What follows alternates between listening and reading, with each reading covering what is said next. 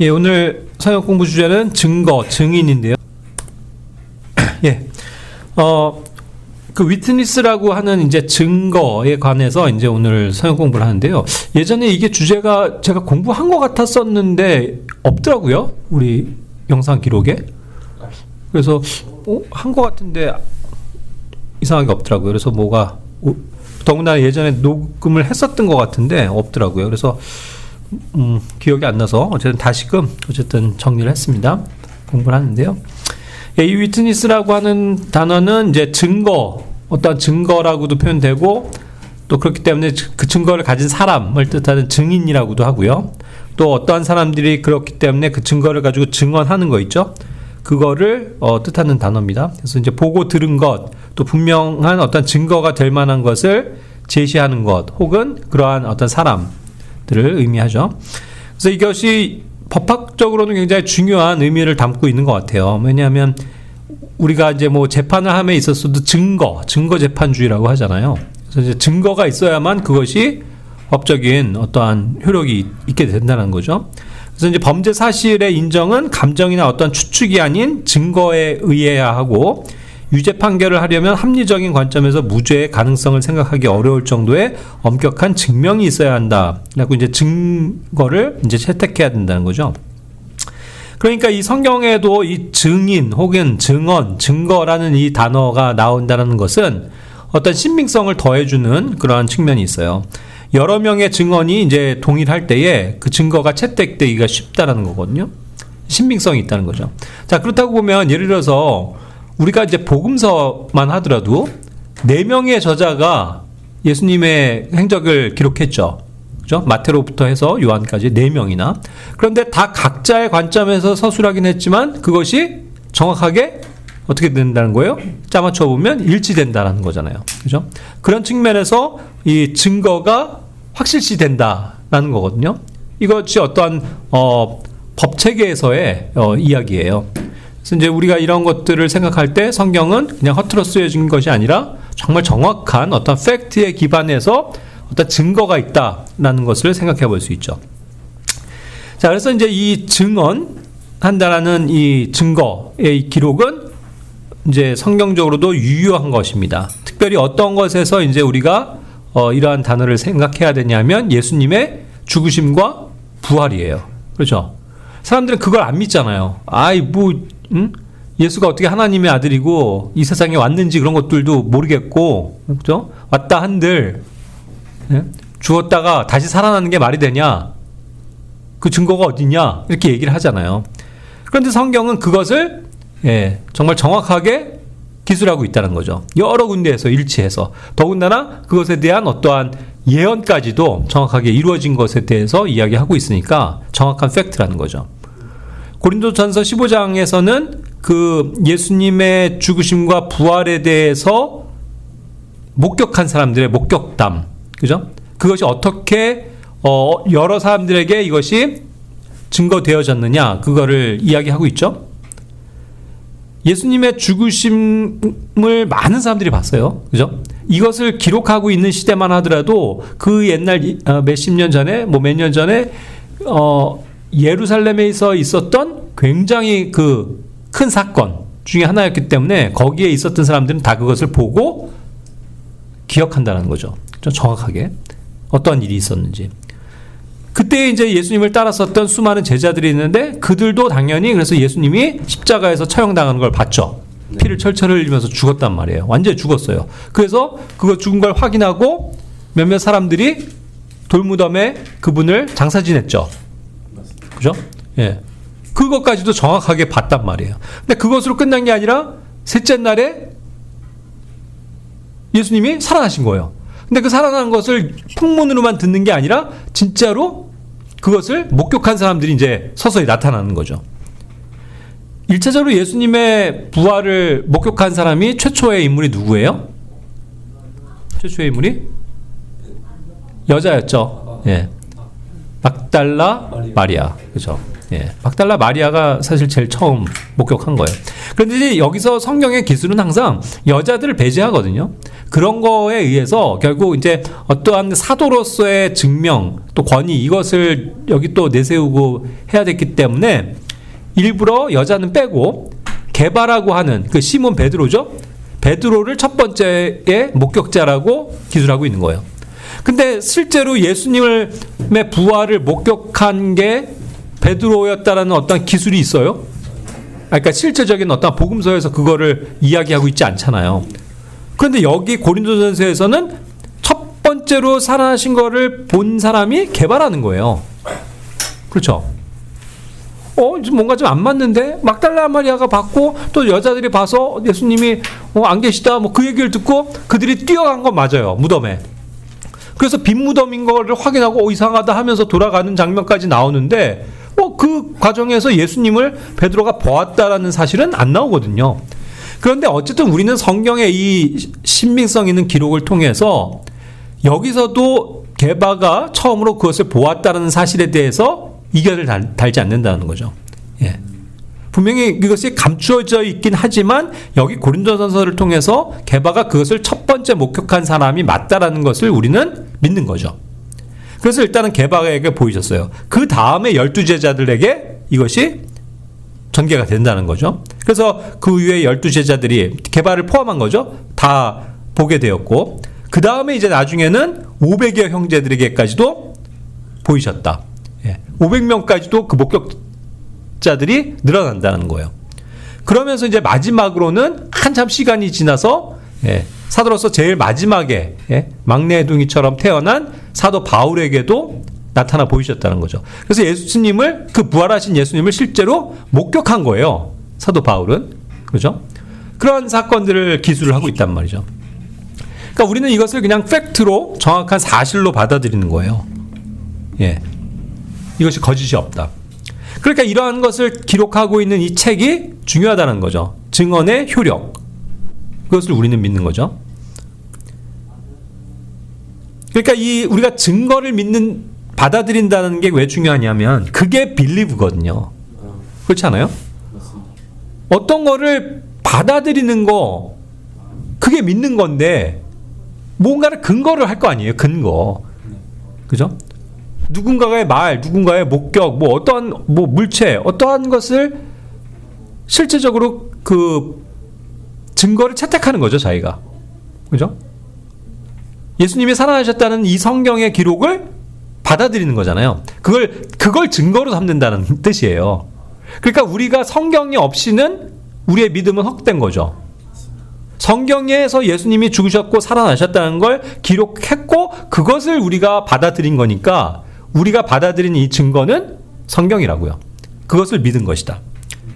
그런데 이 성경에서 쭉 여러 가지 찾아올 때 그 증거가 아까 얘기한 것처럼 서술이 정확하고 신빙성이 있다면 믿는 것도 확실한 거죠.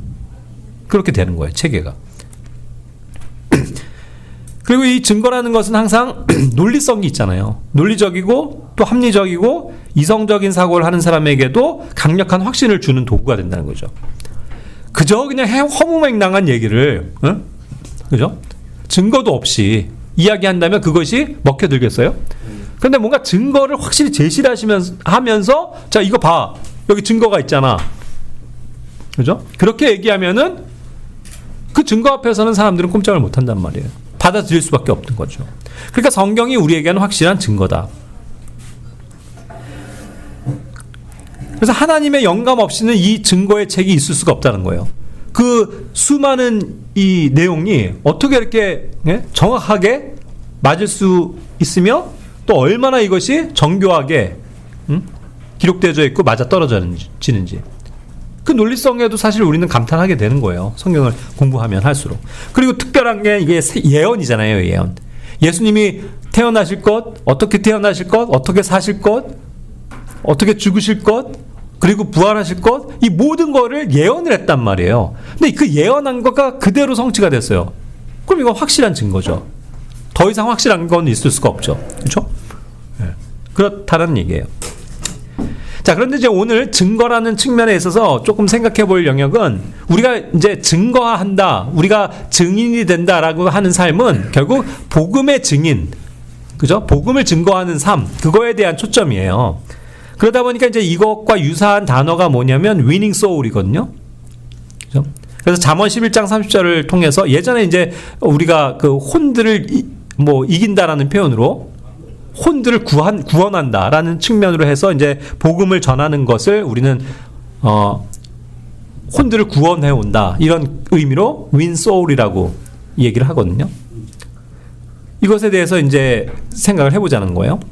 그래서 잠언 11장 30절에서 이제 이 단어가 나오기 때문에 흔히들 혼들을 구원해 온다라는 뜻으로 이 win soul을 사용하죠. 그런데 이걸 또 한국말로 했을 때는 잘못된 게 구령이라는 말로 써왔기 때문에 그걸 바로 잡아야 된다는 거죠.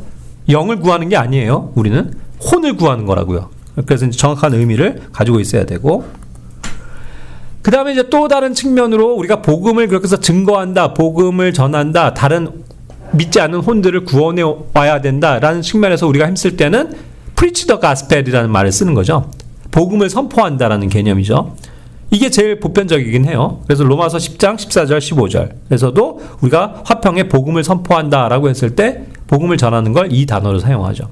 이 단어가 굉장히 많죠. 그리고 이제 이것에 대해서는 복음과 관련돼서도 예전에 설명한 적이 있었어요. 그리고 오늘 그 위트니스와 관련돼서도 우리가 그 기록되어져 있는 두 가지 성경 구절 중에 하나가 이거예요. 예. 그래서 그게 다른 각도로 이제 설명을 하는 거였죠.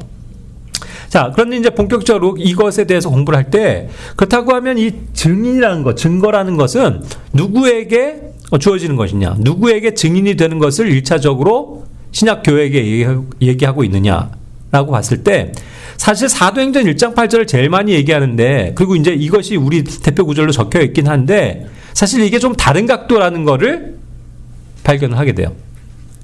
우리 이 말씀 되게 잘 알죠?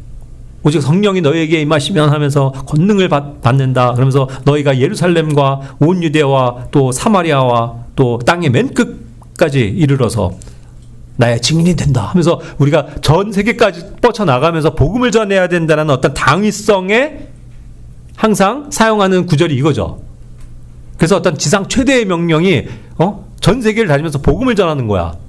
이런 것들로 많이 적용을 하는 구절이란 말이에요. 근데 사실 그건 세대적 경륜에서 보자면 조금 다른 각도예요. 지금 여기서 다 이야기하고 있는 게 성령을 받기 이전에 그 유대인 제자들에게 하시는 말씀이거든요. 예수님이. 대상이 유대인 제자들이에요. 그래서 이제 항상 얘기하는 게 예루살렘부터 시작한다고요. 예루살렘, 유대, 사마리아 다 어디랑 관련된 거예요? 유대인들과 관련된 거예요. 그러면서 너희들이 땅의 맨 끝까지도 이르러서 증인이 될 것이다 라고 했는데, 우리가 이제 조금 착각하는 게 뭐냐면 그동안에 있었던 어떤 선입견 때문에 그래요. 땅끝까지 이르러 내 증인이 되리라 이렇게 예단을 알았다고요. 내 증인. 그래서 여기 NIV에서도 그렇게 이제 이것이 바뀌어 있는데 my witness 이거예요. 나의 증인들이다. 너네는 나의 증인들이다. 이 표현이에요. 개혁성경도 그렇게 써왔었단 말이에요. 내 증인이다. 그러니까 이거를 그대로 할 때 선입견이 생기는 거죠. 그러네. 예수님이 그 제자들에게 너희는 나의 그렇게 복음을 전하는 증인들이다. 이렇게 표현하니까 땅끝까지 이르러서 복음을 전하는 게 우리의 지상 최대의 목표라고 받아들이는 대표적인 구절이 돼버린단 말이에요. 근데 여기서도 자세히 보면은 witnesses라고 얘기하면서 unto me거든요. unto me. 이 차이점이 있는 거예요. unto me면은 나에게 증인이 된다는 뜻이에요. 나에게 증인들이 된다는 거예요. 그러니까 여기 지금 표준역도 나에게 증인들이 된다라고 정확하게 번역한 거죠. 이게 이 미묘한 차이를 아시겠어요?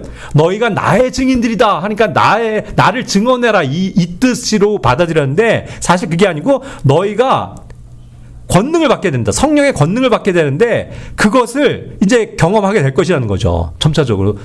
땅끝까지 이르면서까지도 다 그 유대인들이 결국 그래서 세대적 경륜에서의 차이는 유대인들이에요. 환난 성도에게까지도 이거는 적용이 되니까. 유대인들이 성령을 받는다고요. 그랬을 때 너희가 그 경험한 것이 나에게 증인들이 될 것이다. 그것이 너희가 그 사람들에게 증인이 된다는 뜻이 아니고 나에게 증인이 된다는 거예요. 그 성령을 주신 그 성령의 능력을 너희가 체험한 것들, 그것이 나에게 증언이 될 것이다. 이 차이라는 거죠. 이해가 되세요? 그러니까 이것을 그냥 우리가 복음을 전하는 데에 사용하는 그런 구절이 아니라 어떠한 엄밀히 따져서는 세대적 경륜에 의해서 예수님에게 그들이 증인들이 되어진다는 거죠. 그 차이가 있는 거예요. 이것이 왜 정말로 그러한지 볼게요. 이 표현이 보면요, 아까 얘기했처럼 나의 증인이라는 표현을 바꾸면 예수님에게 보면 그분의 그분의 증인들이라고 표현할 수 있잖아요. 그런 표현이 진짜 있어요. 그때에는 그분의 증인들이라고 표현하는 게 맞고, 여기 사도행전에서는 나에게 너희가 증인이 된다라는 표현으로 다르다라는 것을 확인해 볼 수 있는 거죠.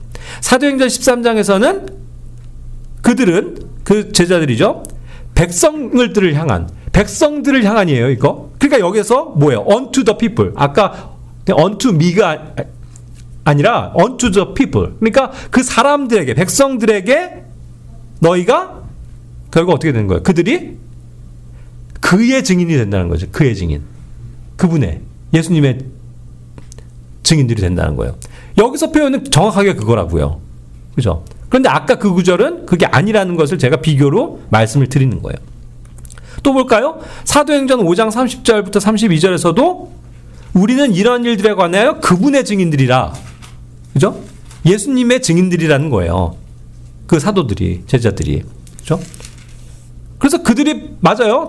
그들이 속한 그러한 또한 사회에서 사람들에게, 그 유대인들 백성들에게 복음을 증언했다고요. 예수님의 죽으심과 부활을 알렸다고요. 그런 점에서 그분의 증인들이 맞죠. 그죠? 그러니까 여기서는 표현들이 그렇게 쓰여지고 있다는 거죠. 사도 바울도 그래요. 사도행전 22장 15절에서 그대는 모든 사람들에게 그분의 증인이 되어야 하기 때문이라 라고 하면서 그가 예수님을 만났을 때 그 아나니아를 통해서 만난 그 사실을 회고하면서 아나니아가 한 얘기를 증언하고 있는 거거든요. 너는 이제 모든 사람들에게, 그죠? 여기도 unto all men이에요. 모든 사람들에 향해서 그분의 증인이 될 것이다. 그죠? 그러니까 이것이 누구의 증인이고 누구를 향해서 하는 증언인지가 정확하게 표현되고 있죠, 영어에선. 그러니까 아까도 얘기한 것처럼 사도행전 1장 8절은 근데 그게 아니고 그것이 상황이 그러한 성령을 체험하는 그것이 나에게 너희가 증인이 될 것이다. 그 얘기란 말이에요. 그러니까 우리가 이제 그것을 뭐 복음을 전하는 데 있어서 어떤 직접적인 구절로 사용하는 거에는 차이가 있다. 이것을 제가 설명을 드린 겁니다. 자, 그래서 이제 사도들은 결국 부활의 직접적인 증인이 된 거예요. 직접 증인이에요. 진짜로 다 목격한 사람들의 증언을 얘기하고 있는 거라고요. 사도행전 2장 32절에서도 예수님을 하나님께서 일으켜 세우셨다. 부활하셨다. 그것을 우리 모두가 그것의 증인들이다. 표현했죠. 그걸 다 봤다라는 거예요.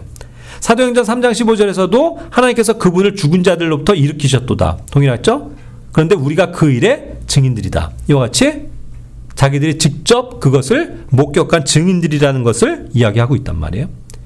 그러니까 사도들은 정말로 예수님을 직접 본 사람들이잖아요. 직접 따라다니는 사람들이고 직접 만져본 사람이고 직접 예수님의 말씀을 들은 사람들이죠.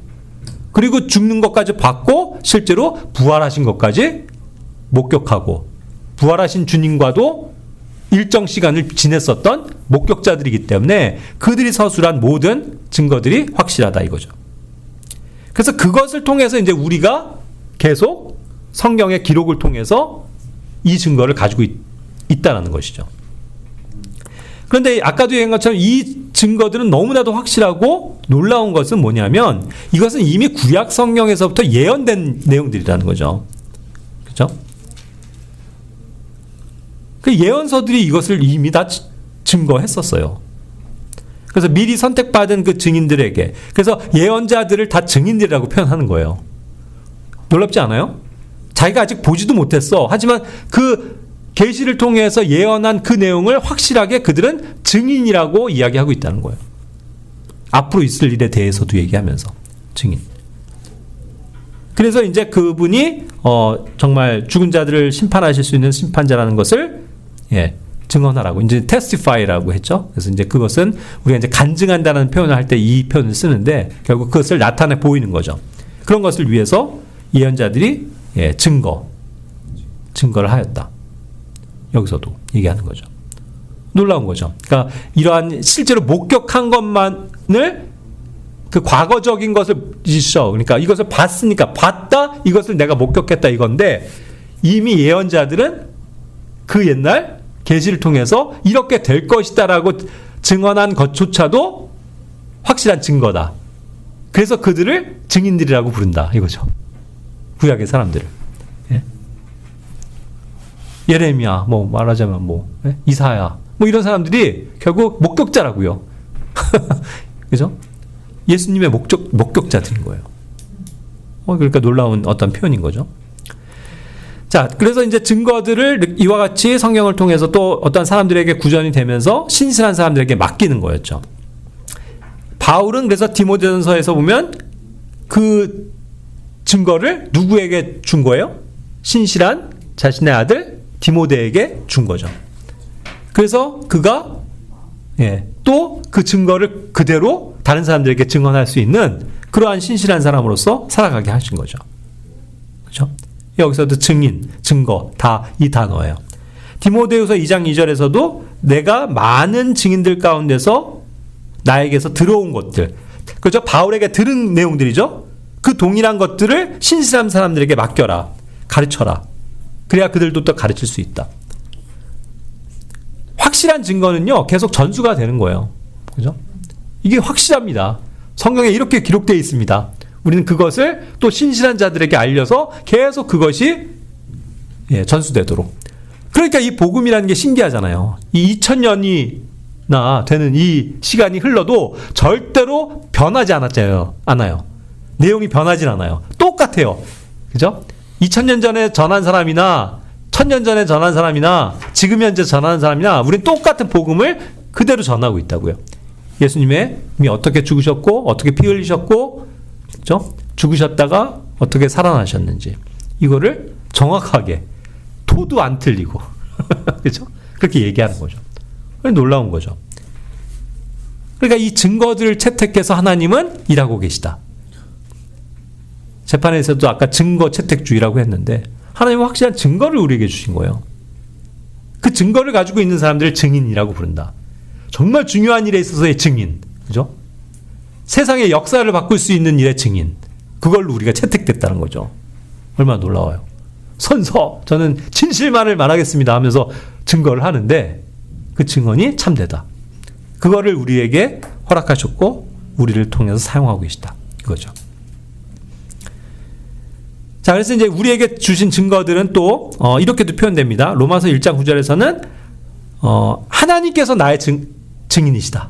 그죠? 역으로 내가 하나님의 예수 그리스도의 증인이지만 하나님도 나의 증인이세요. 어떠한 걸요? 내가 하나님의 자녀인 것과 내가 하나님에서 살아가는 모든 것에 대해서 하나님께서는 아시고 증인이 되신다고요. 그죠? God is my witness. 그죠? 나의 증인이시다. 또 로마서 8장 16절 성령님이 또 우리를 증거해 주고 계시죠. 성령님이 우리의 증인이시죠. 로마서 8장 16절. 히브리서 10장 15절 16절에서도 성령님께서도 우리에게 증인이 되신다. 우리에게 증인이 되세요. 근데 성령님이 하시는 이 증거는 굉장히 중요하죠. 성령님의 증거는 뭐에서 중요해요? 내 안에 계신 성령님이 증거하시는 이 증거의 효력이 왜 중요해요? 왜?